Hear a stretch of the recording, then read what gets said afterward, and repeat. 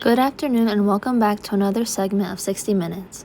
This evening, we will be covering one of America's most notoriously deviant cult leaders, Charles Manson. In Cincinnati, Ohio, 16-year-old Kathleen Maddox gave birth as a teen mom in November. This baby is Charles Miles Manson, born on November 13, 1934.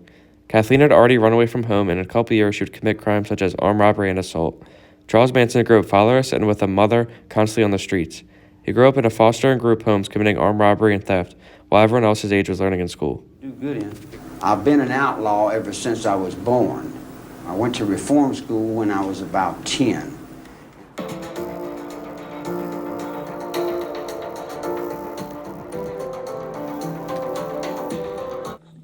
In Manson's twisted mind, he believed that there was an upcoming race war between white and black people that could not be escaped. The song Helter Skelter by the Beatles was his motivation after he completely misinterpreted the message and lyrics. Manson blamed the music for voicing the idea of murder and killing and believed that a couple of Beatles songs validated his idea of the war.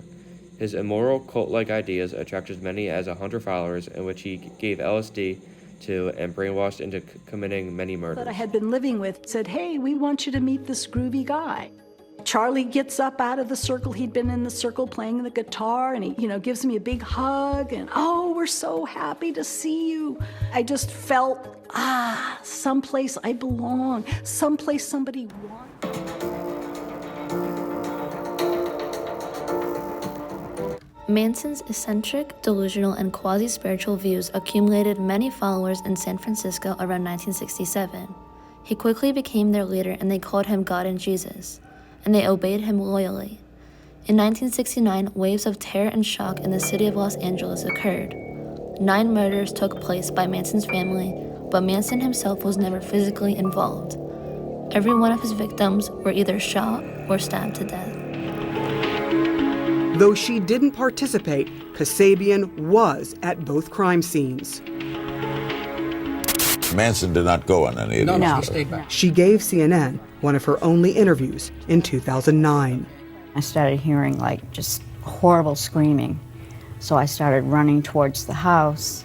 I said, Sadie, please make it stop. And she said, I can't, it's too late. Pictured here are all of Manson's victims, including Sharon Tate's baby who she was pregnant with at the time of her death.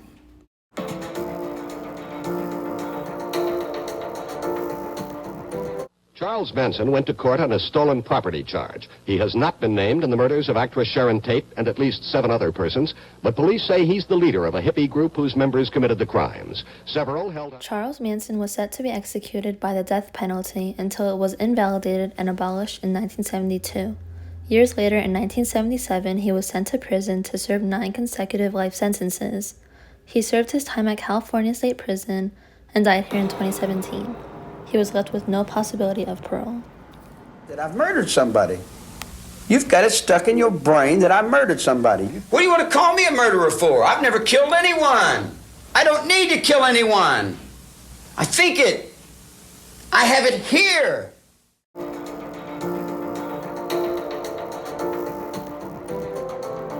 Kathleen Maddox soon married William Manson, and young Charles took on his surname. Growing up in a household surrounded by violence, it's no surprise that Manson was committing petty crimes by the age of 13. He was eventually sent to the Indiana Boys' School, where he was subjected to both assault and abuse, leading him down a dark path of violence toward others. Charles Manson was incarcerated from the time he was a child until he was in his 30s.